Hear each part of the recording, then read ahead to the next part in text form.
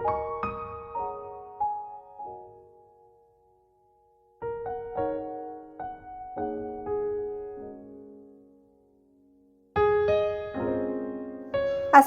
আলাইকুম গাইস, কেমন আছেন?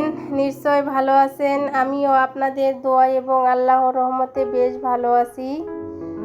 আবারও একটা ভিডিও নিয়ে চলে আসলাম আপনাদের মাঝে। ভিডিওটা অবশ্যই ভালো লাগবে, ভালো লাগলে অবশ্যই লাইক কমেন্ট সাবস্ক্রাইব করে আমার পাশে থাকবেন, পুরো ভিডিও দেখবেন। আর এই তো আমার হাজবেন্ড কলা, আম, দুধ আনছে। তো বলতেছে যে কলা মানে আম দিয়ে যদি দুধ না খাওয়া যায় তাহলে কলা দিয়ে খাবো, তার কারণ এখনকার আম বেশি সুবিধার না। তো দুধটা আমি পাতিলে ঢেলে নিতেছি, জাল দিয়ে নিব। এখানে আবার আনছে, সকালবেলা আনছিল ড্রাগন ফল, আর ফলগুলো একটু ছোট ছোট, বেশ মিষ্টি ছিল খেতে।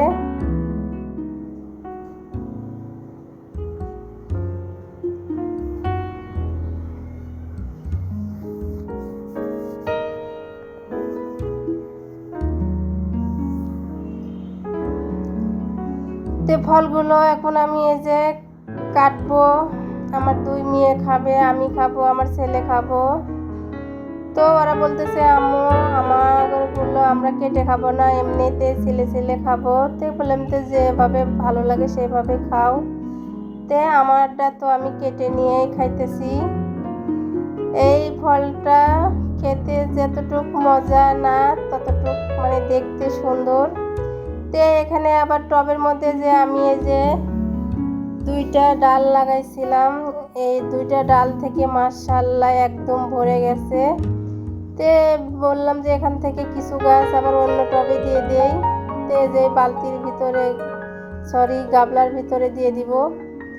আর কি বলবো, এই গাছগুলো আমার কাছে বেশ সুন্দর লাগে, বিভিন্ন কালার, মানে পাতার নিচের কালারটা একদম ব্লু কালার, উপরের পাতার কালার সবুজের মধ্যে আবার সাদা শির দোয়া। কি বলবো, এক কথায় এই গাছটা তো আমার কাছে অসাধারণ লাগে। আর গাছটা এমনিতে একটু সামান্য রোদ থাকলেই গাছটা মাশাআল্লাহ অনেক সুন্দর হয়। তে আমি আবার এই যে অন্য একটা গাবলার ভিতরে দিয়ে দিতেছি। আর এই গাবলার ভিতরে ছিল হলে ঘাস ফুলের গাছ, তে ঘাস ফুল শ্যামার মধ্যে ফোটে না। তে গাবলার ভিতরে ঘাসগুলো দেওয়ার পরে আমি আবার এই যে এই গাছটা চতুর্পাশ দিয়ে অনেক ডাল বের হয়ে গেছে, ফুলও ছোট ছোট ফুল ছিল অনেকগুলো। তে ফুলগুলো ঝরে গেছে। তে ভাবলাম যে তাহলে গাছটা আমি এই যে এই ডালগুলো কেটে দেই, একদম কি বলবো ছাতার মতো হয়ে গেছে। তে ডালটা কেটে আমি গাছের মাটিগুলো একদম আগলা করে দিয়ে একটু পানি দিয়ে দিব। আর এই ডালগুলো কিন্তু আমি ফেলে দিব না, আমি অন্য এক টবের ভিতরে পানি দিয়ে রাখবো, দেখি তো এই গাছটা ডাল থেকে চারা হয় কিনা। আর এই গাছ ডাল থেকে চারা হলে অবশ্যই আপনারা কমেন্টে জানাবেন।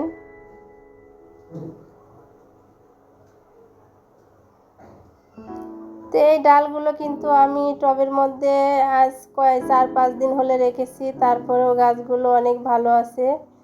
তে আর একটা ডাল তে ভাবতেছি কাটবো না কাটবো, একটা ডাল রাখবো। তে অবশেষে কিন্তু আমি ডালটা কেটেই দিছি। আর এই যে নিচের যে মরা পাতাগুলো এগুলো আমি পরিষ্কার করে দিতেছি। আর গাছ ভালোবাসে না এমন কেউ নেই, গাছ সবাই ভালোবাসে, আমিও অনেক গাছ ভালোবাসি, কিন্তু আমার গাছ রাখার জায়গা নেই। আর ছায়ার মধ্যে কিন্তু গাছ কখনো ভালো হয় না, গাছ কিন্তু রোদেই বেশি ভালো থাকে। তারপরেও কিন্তু আমি গাছগুলো অনেক যত্ন করি, যেহেতু আমার ছোট্ট একটা ব্যালকনি একদম গাছ দিয়ে ভরে গেছে। তো এই যে এই ডালগুলো কিন্তু আমি সুন্দর করে গুছিয়ে নিব, নিয়ে গোড়া একটু কেটে দিয়ে টবের ভিতরে দিয়ে দিব।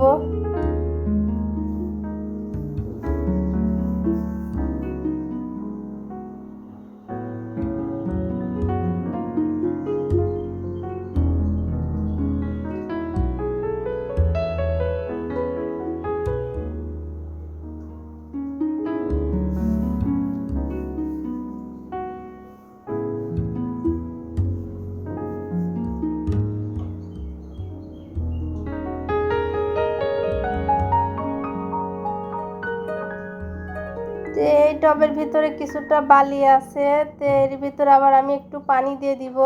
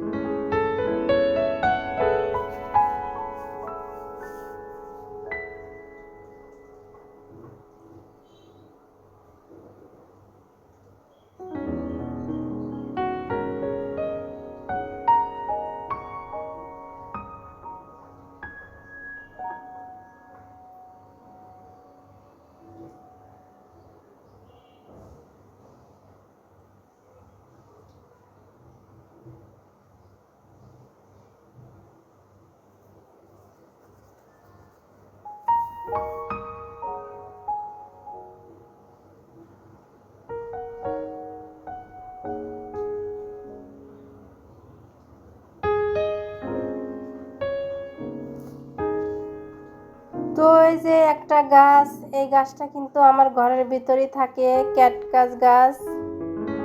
তো এই জারটা কিন্তু একটু নোংরা নোংরা লাগতেছে, তে ভাবলাম যে ঘরে তো রং আছে, তো একটু কালার করে নিলে দেখতে ভালো লাগবে। যাই হোক, কালার করার পরে আমি চলে আসলাম রান্নাঘরে রান্না করার জন্য। ভিডিওটা এখানেই শেষ করে দিব। সবাই ভালো থাকবেন, সুস্থ থাকবেন। ওকে।